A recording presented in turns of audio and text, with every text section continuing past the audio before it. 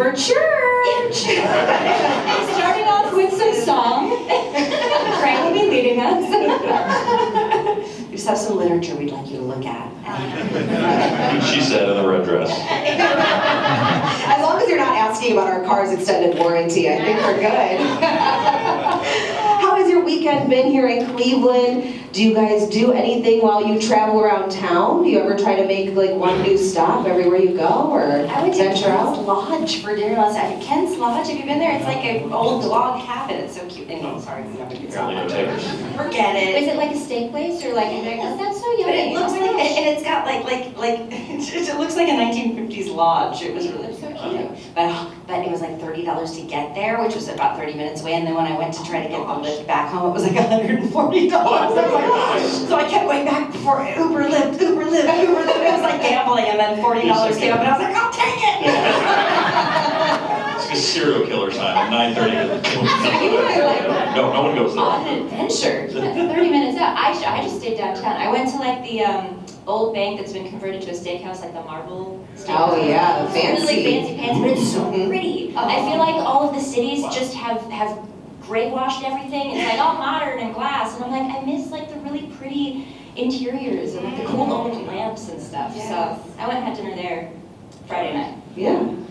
I like to explore a little. What about you guys? Sorry, the girls have been No, yelling. Cleveland's on this. It's a little cold for me, so I just kind of walk someplace close. So. Yeah, it really is awful because this whole week it was like 60 and 70 degrees, and then all of a sudden frigid for the weekend. Yeah, it's Taurus. Cleveland. Welcome to Cleveland. Hey, it's less rain and like snow than I thought we were gonna get. Because when I was looking up the weather, I was like, oh man, it's just gonna be like a shower. And then it was actually kind of nice on Friday. It was sunny and cold, but sunny. I walked to the Rock and Roll Hall of Fame on Friday.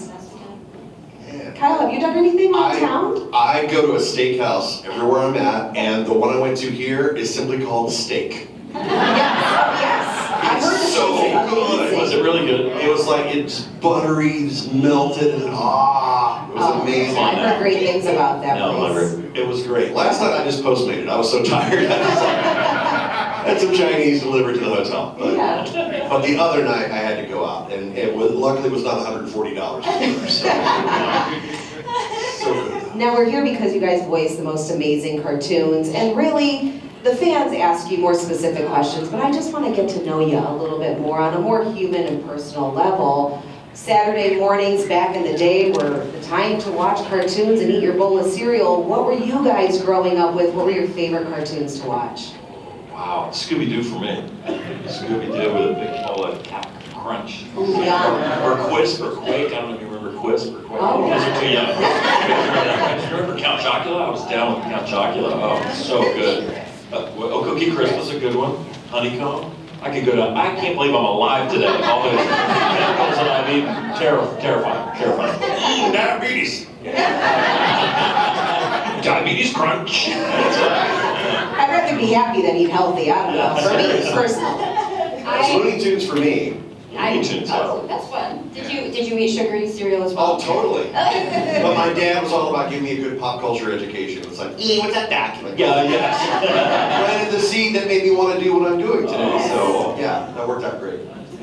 I feel boring in granola. I didn't have cable growing up. There was lots of books, but we did have like the free public. So there was Arthur on. That was like, Oh, yeah. Hey, Arthur.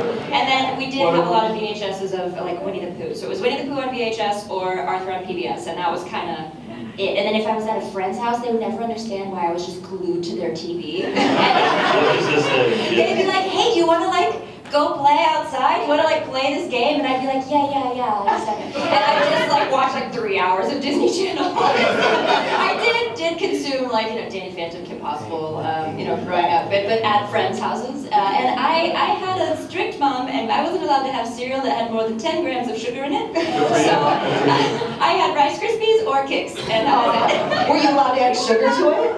Okay, there's one. Low in sugar so it's not too sweet. Fruity. Sorry, that was the best. Cakes, it was like low in sugar so it's not too sweet. It's just oddly not satisfying. Just almost there. You're just like, I added a banana if I needed some like sugar. Okay. She'd let me. We get fruit. That could be the sugar. It's like if you want sugar, you put some strawberry in there. You put a banana. And I guess that stayed with me to this day. Do you venture now into new cereals? Do you try new ones? Go, oh, I want to try Count Chocula today? No, but again, at friends' houses, they'd be like, waffles, Lucky Charms. I'd be like, what is this? You get this every day? I'm like, this is crazy. Yeah, and then I'd be insane. I'd be like, why is she so crazy? I'm like, because I haven't had sugar in 3 months. Is this soda? Yeah, so that was my childhood. You know that show Mad TV that was the cartoon Mad TV? Yeah. Well, Kevin Shinnick, the guy that created that, he's an incredible writer and everything, but you could tell he was this little kid who probably had all these dreams of being a writer, and he was a little creative, and his parents didn't have cable or anything. He said the neighbors got HBO, and they said, well, you can come over anytime you want to watch anything. And he said he went directly home, got the TV guide, and started circling all the things he wanted to watch. And then he showed up the next morning, Sunday morning, like it was like 9 a.m. And they're like, hello? And he was like, I'm here to, you said anytime I wanted to watch it. And they're like, we're on our way to church now. But he was like, okay. He thought, I'll just be here. Yeah. You can get back when we're home. And he was like, oh.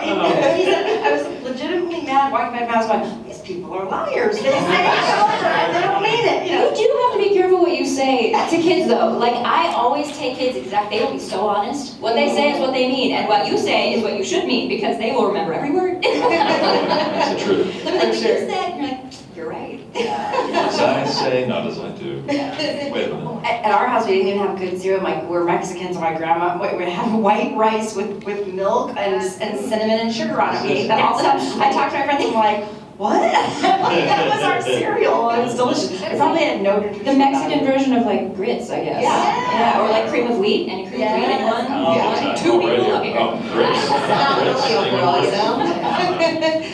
Well, you guys come to many cons. What is your favorite voice to do that you have actually portrayed? And what is the voice that people ask of you to do for them the most? I'll go first because they're all way more important than I am.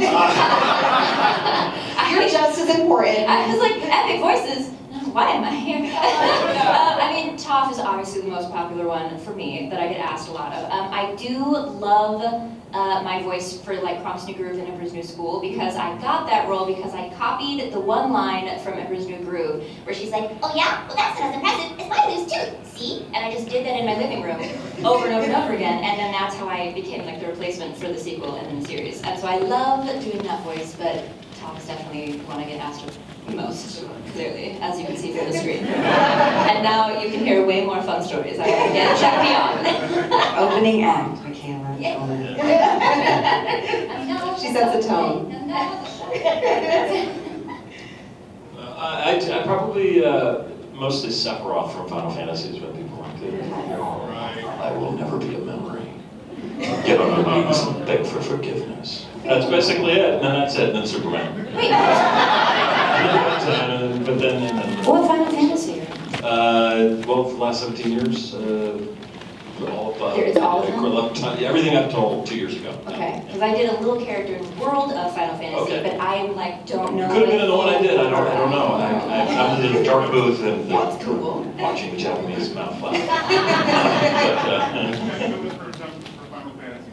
Yes. Thankfully, there he is. So what about you, Greg? Well, of course, Azula. You know, my own mother thought I was a monster. She was right, of course, but it still hurt. But I have like a picture of half Daphne and half Azula because I get asked about both of them around equally. So I always say to people like, "Jeepers, you're banished." I love that combo. I have shirts that say "Jeepers, you're banished." So they have. I get a lot of people ask about Gohan. You're like, fight you? No, I want to kill you. But I throw a real curveball at him when I go, next time on Dragon Ball Z. They go, oh! It's like, tractor pull, this Sunday. It's like, you can apply that to anything, which is awesome. It's like, going to narrate your life? Please. That'd be great. If you can just assist Google Calendar, like Yeah. whenever things Yes. are coming up, that would be great. Right. But like the tractor pull. Dentist appointment, Tuesday, 8 a.m. Be there. Yeah, be there. Smoking dirty Greg, true. Are you ever surprised to find out somebody you know has voiced a character that you like, or you hear that and go, wait, that's George? Have you ever done that? I did with Tim Daly, actually, with, I think it was Spirited Away.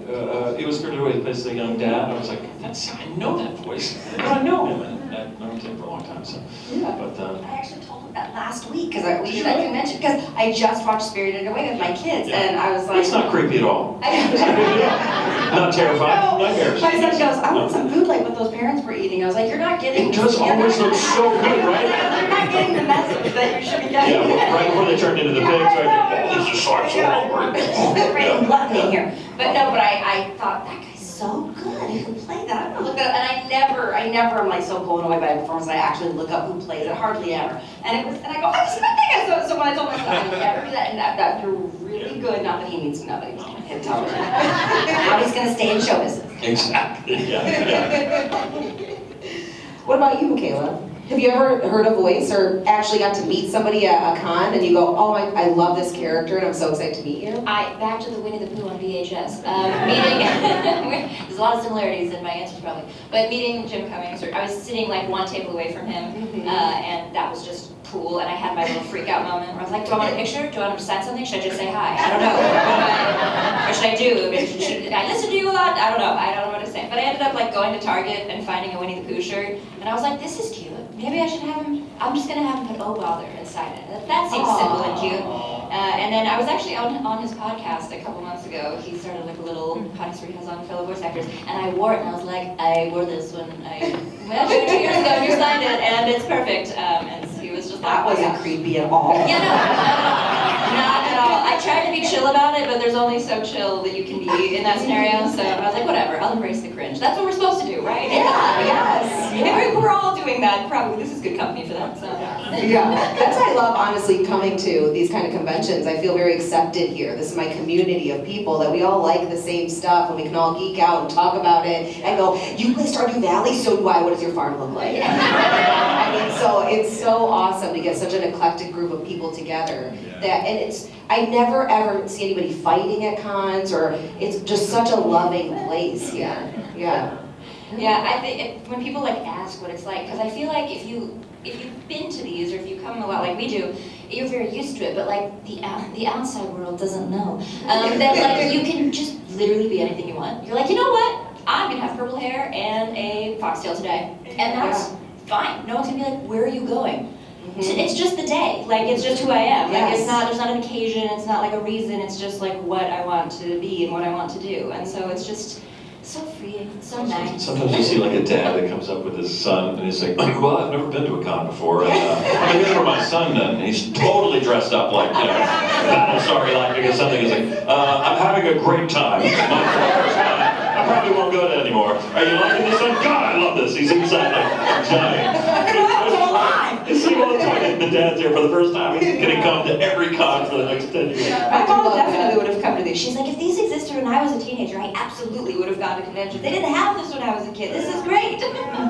My middle son's on the autism spectrum and he loves to wear a mask all the time, and we always have to be like, you can't go to school in a chicken mask, you can't, and now I get it. Like, I mean, and I was like, I've just met people, a lot of people that are like, I just feel comfortable in the mask, and I was like, okay, Harlem, it's like, so when he's not at school, I'm like, you can wear the chicken mask. If we're going, to the grocery store, whatever, nobody's gonna, but also when COVID happened, I was like, I am understanding. The focus is not, I get it. It's like I'm in my, I just don't want to deal with anybody right now. So yeah, I have a, and my son's like, the hood is your chicken mask. He's like, you don't want people to talk to you. I put this like hooded jacket on, where it's like, don't come. Anyway, so yeah. It's great to see the evolution of things at cons, because when I first started, like the early 2000s, you'd see parents drop their kids off at the con. They wanted nothing to do with it. It's like, here, free babysitter all day. Y'all take care of it. But now the parents come and they're introducing their kids to it, or vice versa. It's like, I didn't know what Pokemon or whatever, Dragon Ball Z, what is that? And now they're dressed, they're either cosplaying together with their kids, or they're also into it. They're not just like, I don't know what any of this crap is. So, they're genuinely into it. It's so cool to see that shift. Yeah, and something that they could bond over, and too, maybe I loved Superman, and now I can share that with my child. Yes. And it becomes this family thing versus just a singular. particular item. Totally. Well, And and then then I it's should- Dragon Balls. I didn't know it was Dragon Ball Z. Very balls. Dragon Balls. So I was like, a Dragon Balls show that must be about big giant Dragon Balls. So scared. Dragon all over the place.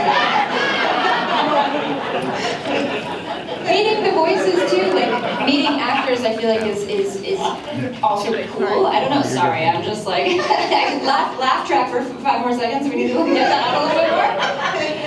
But like that's like a cool thing that I feel like has been so normalized because we've been doing it for like a few years normally now. But when I was a kid, how was I supposed to meet Kim Possible? Like how was that supposed to happen? And now like you can. And it's like oh that's so cool. That's something I forget. And I'm like oh this is normal. And I'm like but it was not. I was a little kid came dressed up like Clifford the Big Red Dog for Halloween, and I have a really long driveway, and I was out there handing out candy, and I was like, I'm Emily, and I was like, Clifford, where are you? I'm Emily, you know, and the kid was just like, and he ran back out the driveway, and the mom was like, she didn't know what happened. Are you Emily? Are you Emily? Oh my God, it's not that Get out right now. I watched it so many times about Purple Island together, George, it was so fun. But anyway, the mom didn't know what happened. She was like, what did you say to him? What did you say to him? And I was like, I'm Emily, I'm Emily. And I was like, and she was like, she just like that. I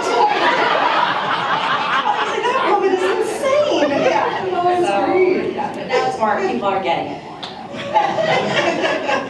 Now, when you're talking about normalcy, I work in radio. It's a weird job. Everybody, I get strange hours. They're like, you're home early. It's very different from your guys' job is also very different from somebody who works at a factory. Can you give us just a brief glimpse into what a day in the life of you is like? How do you work from home? Do you go to the studio to record? Well, now it's kind of like it was before the pandemic where people are going back into the studio. During the pandemic, we all had to kind of just get used to doing it at home, which was great. I love that, because we do auditions from home anyway.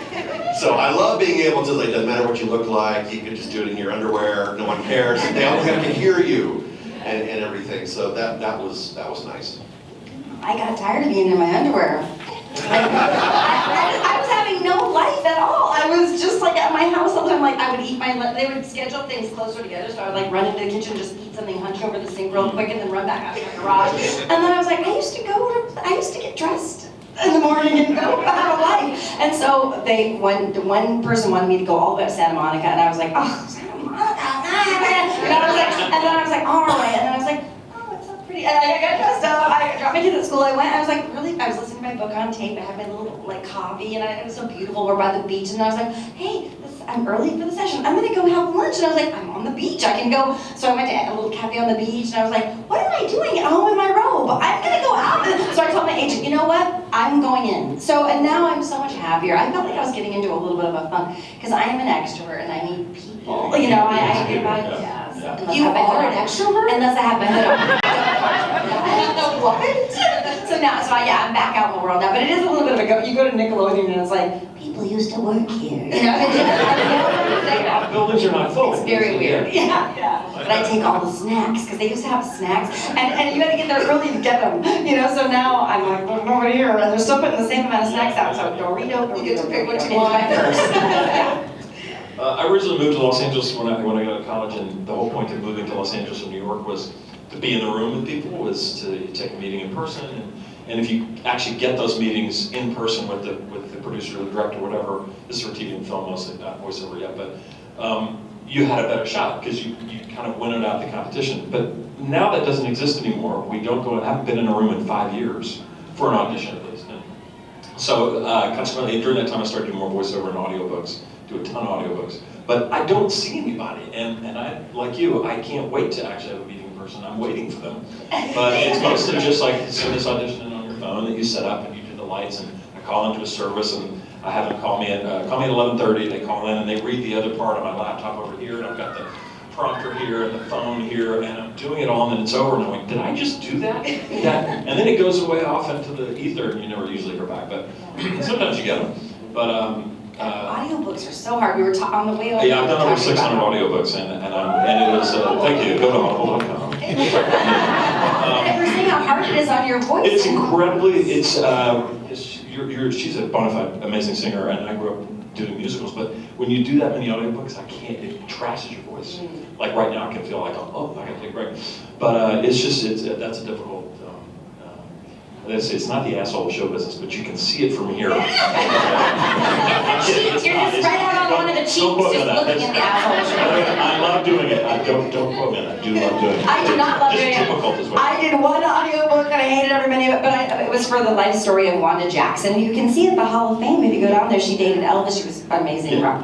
But yeah, so I did that and I never went, I was like, oh my God, I hate this so much. And the guy didn't know that I did any voiceovers. He thought I was just a friend of the singer's who was doing the audiobook for her, because she asked me to do it. That's why I did it. I would have never done it. But anyway, the guy goes, you're actually really good at this. You really could have a future in this. And I was like, I don't want to ever do this again. He's like, but you could have a job. I was like, I don't ever want to do this again. See, you have to be stupid like me, longer hours, less money. That's what you go for. That's what you negotiate down to. What about you, Michaela? 600? For 600. That's crazy. Oh, I got less than that. They said it was, well, I was like, well, it's not bad. At least it's $100 an hour, but it was $100. 600 audiobooks. Oh, okay. Oh, yeah. I mean, No. we can talk about Mine the of work these days. But I worked on the thing for like 2 weeks, and then I was like, well, I got $100, per hour, so that's pretty good. And then they're like, no, $100 per edited hour, and the book was like 4 hours long, and so I worked for 2 weeks for 4 hours. Look at it, a finished hour is like what it is, and then you'd have to say, how much time is my butt in the seat for that hour? So I'm about hour 40 per hour. Yeah. Hour 40 butt in seat per hour. So it's okay. I'm sorry, that's not animated, but go ahead. Sorry. Chocolate day. Michaela, what's a typical day like for you? I just turned 30 last year. Is anyone in the? I know. But is anyone in the window of like 25 to 35? Raise your hands. Raise your hands. Okay, great. Yeah. So it's a little chaotic in the world. So I'm just trying to take care of my body. So okay. I live in LA. I'm from Southern Indiana. I was born in Southern Indiana, like 20 minutes north of Louisville, Kentucky. So I'm accustomed to these parts. But I grew up in Los Angeles for the most part, and I moved back there after COVID, or during COVID. I was in New York for a few years. And kind of got back into voice acting recently because they put Avatar on Netflix. So now when I'm home and have a second, I usually try to get up and try to go to the gym. Sometimes it happens, sometimes it doesn't. I attempt to eat breakfast. Sometimes that is difficult, but I stare at the fridge and I go, what? And then, and what do I do? And then I feed this little fur creature down here. Mr. Maddox, he's 4 years old, and I'm so happy that I have him in my life.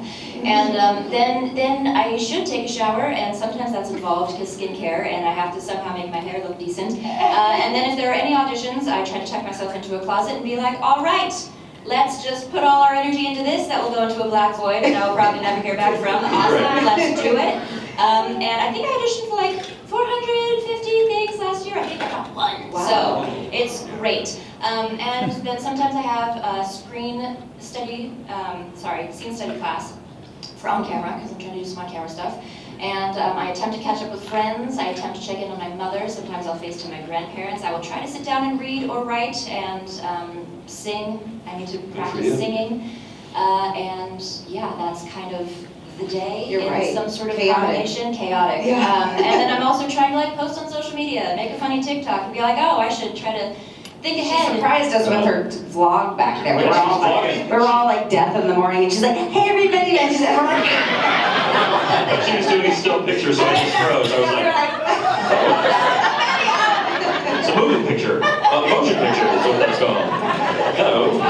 It's a talkie. Yes. I don't know what she's very healthy though. She's like trying, there was cake back there, and she wouldn't eat. She was like very good. I just, every morning I decide, I'm like, no sugar today, and I get my first cup of coffee, and I'm like, well, this freaking sucks. And I'm like, I'm putting sugar in it, and then the end of the day is over. I'm like, well, it's just no sugar tomorrow. It's because I'm saying you can still still, like, your voice, clearly, you're able to still do all the things. Mine changes. Like, as soon as I, like, have too much sugar, or if I, like, drink a lot the night before, I mean, obviously, that's a little more obvious, but, or if I don't sleep, I can tell. And, like, it's just a little weak, it's a little scratchy, it's just not all there. So I kind of, like, have to, otherwise, I mess myself up. So I don't have sugar, my voice gets very bitchy. Yeah.